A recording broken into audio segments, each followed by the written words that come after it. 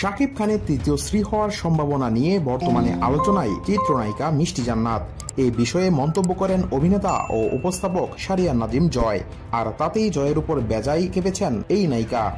বলেছেন, তিনি যদি সিনিয়র না হতেন তাহলে তাকে ধরে থাপড়াতাম। জানা গেছে, তৃতীয় বিয়ে করতে যাচ্ছেন শাকিব খান। পাত্রী পেশায় ডাক্তার, তবে কে সেই পাত্রী তা এখনো জানা যায়নি।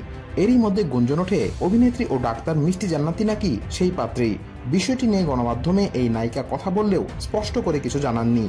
আর এতেই চলেছেন অভিনেতা ও উপস্থাপক শাহরিয়ার নাজিম জয়। তিনি বলেন, ওই মেয়ে ভাইরাল হওয়ার জন্যই শাকিবকে জড়িয়ে এসব কথা বলেছেন। শাকিব খানের সঙ্গে বিয়ে হলেও সেটা টিকবে না।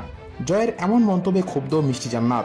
অভিনেত্রী বলেন, জয় ভাইয়াকে দেখলাম, তিনি বলেছেন ওই যে একটা মেয়ে শাকিব খানকে নিয়ে ভাইরাল হতে চান। তিনি একজন ডাক্তার পাশাপাশি অভিনেত্রী, যেটা মিলে গেছে।